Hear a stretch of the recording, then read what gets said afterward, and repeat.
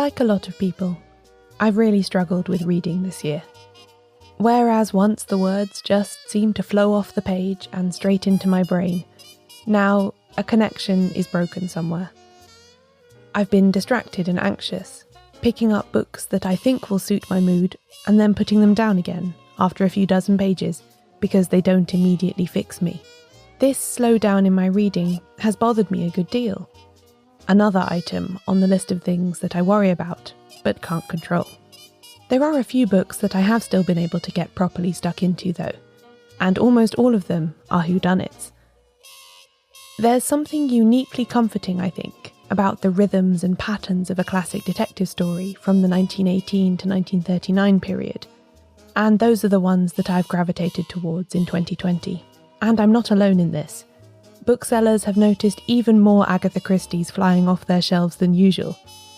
And several of the most popular new crime novels published this year are ones in which the influence of classic crime fiction is very apparent.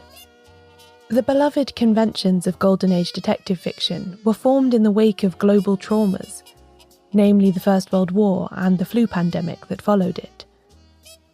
In that sense, although this extraordinary year has brought so many new and strange experiences, our comfort reading habits are actually part of a very old tradition of convalescence via crime fiction. While you look forward to curling up on the sofa this Christmas with your favourite whodunit and feeling a little better for a while, it's worth understanding how stories about murder and violence became so associated with relaxation and recovery. In this episode, I'm exploring how crime became cosy.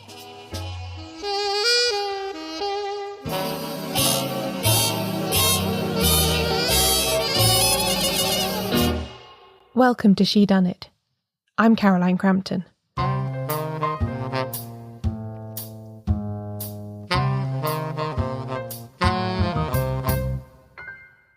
I've read and heard that ubiquitous two-word phrase, unprecedented times, so often in the last 9 months that it has become completely meaningless. But every time I speak to someone about their experiences of 2020, they will tell me something that sends me reaching for those words yet again. It was no different on a phone call I had a couple of weeks ago, just as the UK was nearing the end of its second period of national lockdown. 2020 has been by far the strangest year in the oddly 20 years in which I've run the shop. And we were shut down as everybody was, in March. And we were closed for 116 days. And normally we close on Sunday, but other than that, it's only really at Christmas and New Year that we're closed for more than 2 days in a row. So it was an extremely unusual time. It's the little details that get you, isn't it? Not just the scary swooping curves on the graphs of cases and deaths, but the fact that a shop that has barely closed in 20 years suddenly had to shut its doors for 116 days. By the way, I should let the proprietor of that shop introduce himself to you. My name is Sean Bithell, and I run the Bookshop in Wigtown, which is in Scotland's national book town, and I've written 3 books about bookselling. I must just also let Sean describe his shop to you, because I think it's such a lovely place to visualise, especially at Christmas. Well, the Bookshop it's a huge, sprawling Georgian townhouse in the middle of Wigtown. It doesn't look like much from the front, but as soon as you go in, it just goes back and back and back. So we have about 9 or 10 rooms full of books and about a mile of shelving. And we stock books on all subjects. It's all secondhand books apart from copies of my books, which I sell new. But yes, it's a secondhand bookshop. And all the shops in the town, apart from one, are secondhand bookshops. Once Sean was able to open his shop again, when the UK's restrictions were temporarily relaxed in the summer, he had a sudden rush of customers desperate for books. As soon as we reopened, after the lockdown was lifted, we had the biggest explosion of trade that I've ever had. It was busier than it's ever been. And there was one shelf in particular that people were frequenting. The one thing that I did notice was a massive surge in sales of Agatha Christie novels. And Agatha Christie is always a good seller, but since lockdown, I haven't been able to buy enough Agatha Christie's to keep up with demand. It has been really phenomenal. And it's not just people coming in and buying one or two novels. It's people coming in and buying 10 or 15. But I think Agatha Christie seems to have appealed to the lockdown mentality, and I don't quite know why. Shortly after lockdown was lifted, I had to go and buy books from a house near Lockerbie.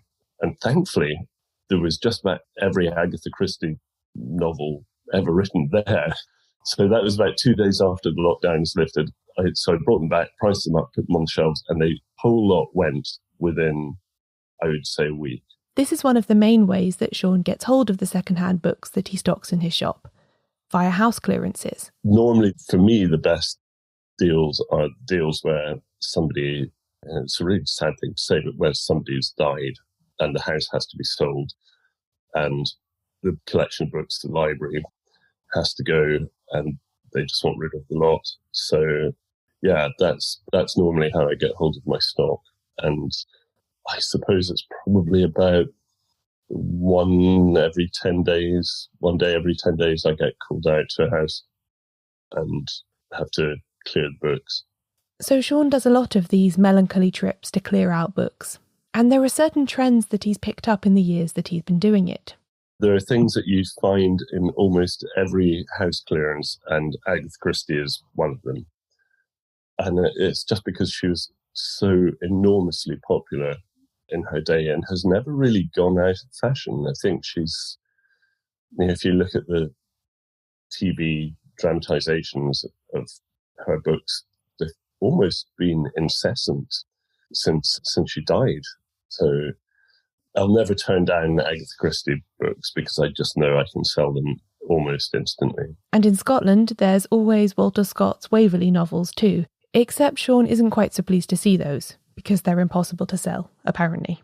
So what was it that sent people dashing into Sean's bookshop as soon as lockdown lifted, desperate to buy Agatha Christie novels by the dozen? Well, he has a couple of theories. I think it's possibly because they're very readable, very short generally, and all come to a kind of neat resolution at the end. And at a time when nobody quite knows or knew how long we were going to be locked down for or what the resolution was going to be, and we still don't know, there's something quite satisfying about that kind of, I suppose it's like a little enclosed safe space, an Agatha Christie novel. Whodunits, especially from the Golden Age period between the two world wars, have a very distinctive format. Murder, investigation, discovery, denouement. There's a rhythm to it that's always recognisable, even if it's a book or an author that you've never read before. At a time when almost everything else about life is unknown and scattered, falling into those patterns can be very reassuring. This kind of crime fiction usually needs to feature a closed world too, a defined set of suspects within which the detective can operate. The story has to have edges to it, and limits on how far the action can go, in order for the author to be really playing fair by the reader. By the conventions of the genre at this time, a writer can't just reveal an entirely new character in the penultimate chapter and brand them the murderer. They have to have been someone who's been there the whole time. And then, of course, we know that the detective will always triumph in the end. It all feels very controlled and safe, even though it's about murder and violence. There will be a neat solution tying everything together in a satisfying way. Not like real life, where there are unforeseen plot twists and loose ends left lying around all the time. And to all of this, Christie particularly brings that elusive quality of readability. I think some critics have sometimes used that word in a derogative sense, to deride a literary work that is merely comprehensible and nothing more. But I think it can be one of the best things about a book. The fact that you can read it in a single sitting without even noticing that any time has passed. Not all writers can craft prose that can be consumed in this way. And of course it's not the only thing that can make a book worth reading.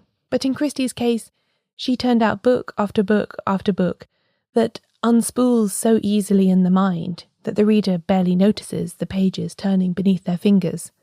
I've read an Agatha Christie in a single sitting this year, but I've struggled to get more than 50 pages into basically everything else.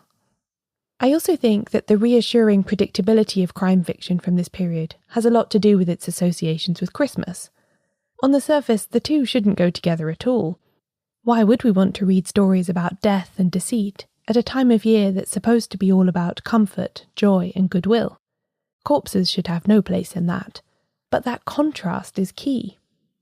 Festive celebrations are all about disrupting our usual routines, eating things we would never normally eat, staying up late, giving special gifts, and usually travelling to be with people that we don't get to see for the rest of the year.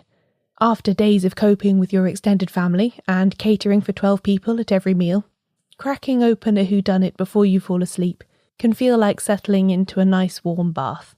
Order amidst chaos. That sounds nice, doesn't it? In that context, I don't think it's really that surprising after all that people have been buying all of the second-hand Agatha Christie novels that they can get their hands on, nor that Richard Osman's The Thursday Murder Club, a book heavily influenced by the Queen of Crime, is one of the best-selling novels of the year. It's not escapist fiction in the conventional sense, but it is a kind of escape to immerse your exhausted, strung-out brain in the order and method of a well-structured whodunit. A good plot will start out by presenting many different plausible solutions to the mystery, and then gradually whittle them away until only one remains. In a year full of spiralling hypotheticals, I've certainly found myself wishing for that kind of certainty.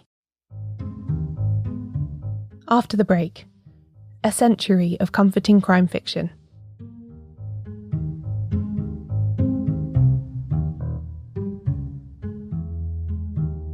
This episode is brought to you by Best Fiends.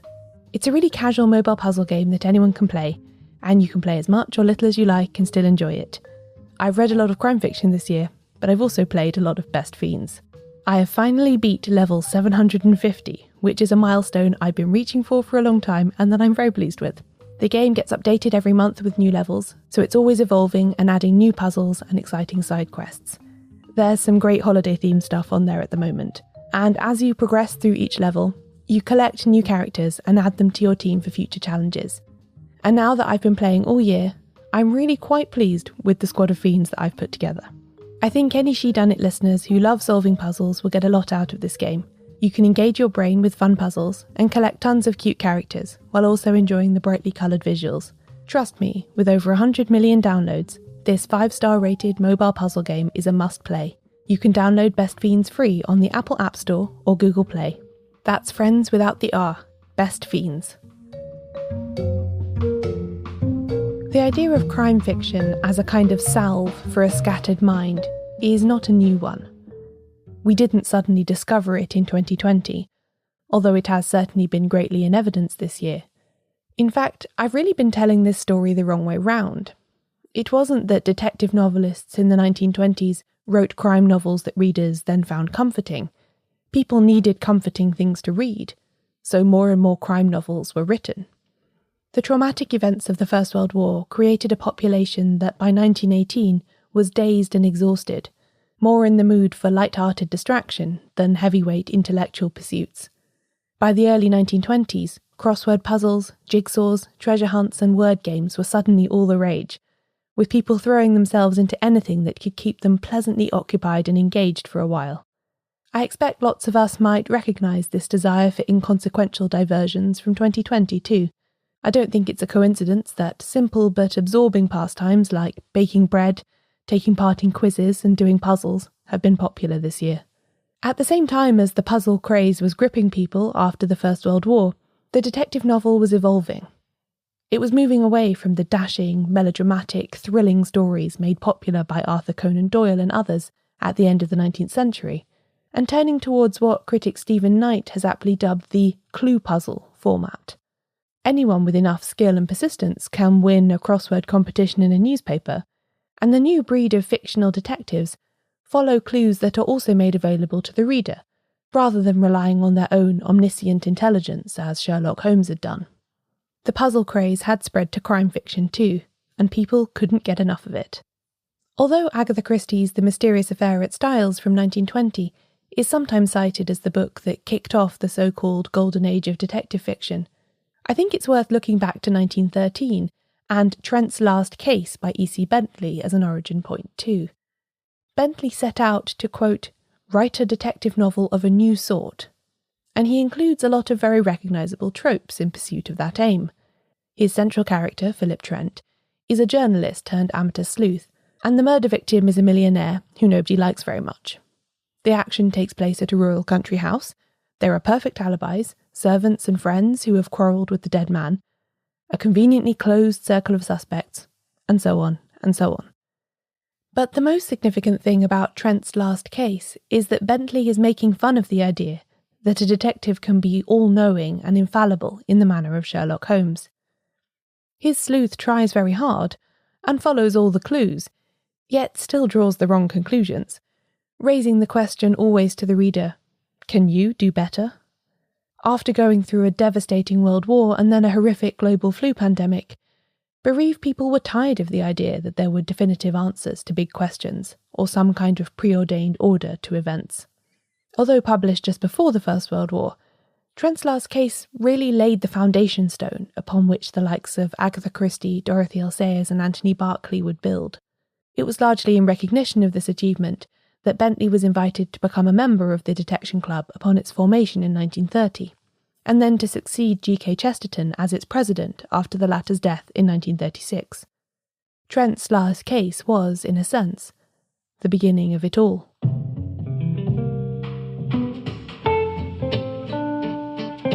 But why mysteries about murder? It would be logical to conclude that the survivors of a world war and a global pandemic would have had enough of death in any form, yet it was largely stories about investigating fatalities that formed the backbone of the increasingly popular detective fiction genre in the 1920s. The explanation lies partly in the inherent safety of reading about fictional crimes. What isn't real can't hurt you, and so on. But I think this question is mostly answered by the fact that the murders in most Golden Age detective fiction are barely violent at all. Of course, victims do get hit over the head, or shot, or stabbed, or strangled, or pushed downstairs, but there's very little description of it. Writers expend very few words on how blood pulses from wounds, or what someone looks like right before life is extinguished. In fact, the actual murder quite often happens off-screen, with the corpse merely discovered after the fact, and the person's end reconstructed second-hand, as it were. A notable exception to this can actually be found in Agatha Christie's 1938 novel Hercule Poirot's Christmas, which features an unusually bloody death scene, and I think she included this deliberately to underscore the rarity of gore in the genre, especially in a book so squarely aimed at a festive audience. The critic Alison Light has a good phrase for this general lack of violence, concluding that the bloodlessness and anemia of fictional crime between the First and Second World War, quote, can be seen as a revolt against the sanguinary rhetoric of 1914. In other words, people had had enough both of death and the ways of talking about death that had prevailed during the First World War, and the lack of gore in detective fiction was a reaction to that feeling. In this way, murder becomes merely a narrative device, a way of starting a story and giving sufficient impetus for an investigation. I think we can also extend that same explanation to cover why crime fiction is so popular at Christmas too.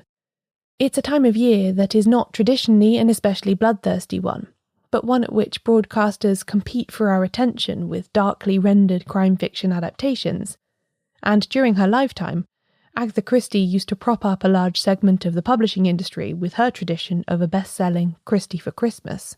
And yet the crimes that appear in your favourite festive whodunits are so bland as to be almost polite.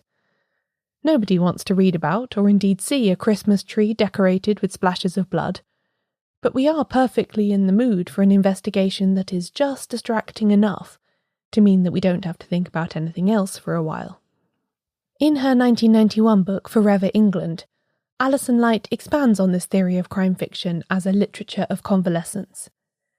Whodunits were, quote, the literature of emotional invalids, shock-absorbing and rehabilitating, like playing endless rounds of clock patience, she says. Anyone who has spent any time being unwell will know exactly the feeling that she's describing, that itchy period after you're no longer so ill that you can't move or sit up, but before you are well enough to get out of bed and resume normal life. On the occasions when I've had to convalesce from something, I've struggled to read a bit like I have this year, picking up books and putting them down again because I just don't seem to have the mental strength to engage with anything for more than a few pages. Repetitive activities like knitting, word puzzles or card games fit this moment perfectly, seeming to use just enough of your brain and no more. In the context of the post-First World War period, Light calls this, quote, that lack of capacity for concentrated thinking which plagued the returned soldier, and she suggests that those at home who endured years of waiting and assuming the worst were equally afflicted with it. The cure was pitting their wits in a struggle that was cerebral without involving strain, and that's just what detective novels provided. They're, quote, the mental equivalent of pottering, she says, which relieves anxiety rather than generating strong emotion. This is all very recognisable from the perspective of 2020, I think, when our fragmented attention spans have been further attacked by the onset of doom-scrolling, tragedy, and the iterative creep of bad news. The confinement of lockdown is not dissimilar to the limitations experienced while recovering from an illness, so perhaps it's no wonder that those Agatha Christies have been flying off the shelves of Sean's bookshop at a great rate. I think W. Somerset Maugham had quite a good take on this in his essay, The Decline and Fall of the Detective Story, in which he describes how he discovered the convalescent power of detective fiction while literally in bed, convalescing. He spent part of the First World War receiving treatment in a sanatorium for the tuberculous in the north of Scotland, and there learnt how pleasant it is to lie in bed. He wrote, "With aspirin, a hot water bottle, rum toddy at night, and 6 detective stories, I am prepared to make an ambiguous virtue of an equivocal necessity. The whodunits were just another kind of prescription."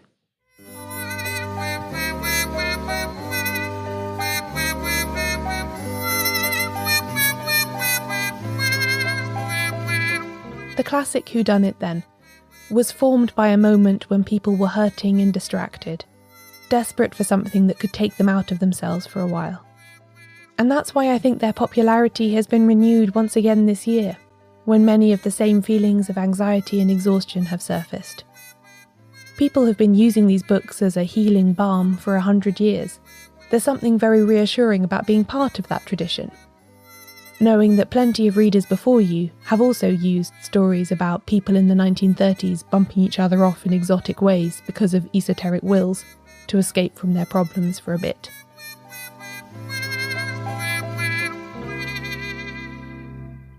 And if that's not a good excuse to spend some time with your favourite detectives this Christmas, then I don't know what is.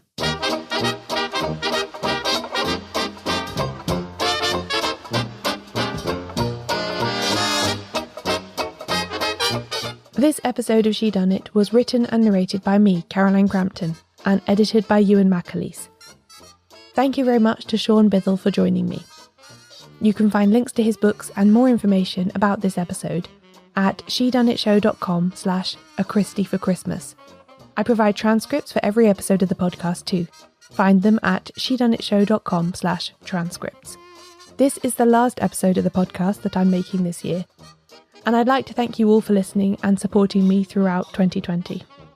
Members of the Shedunnit Book Club can still look forward to a couple of bonus episodes before I take a break though.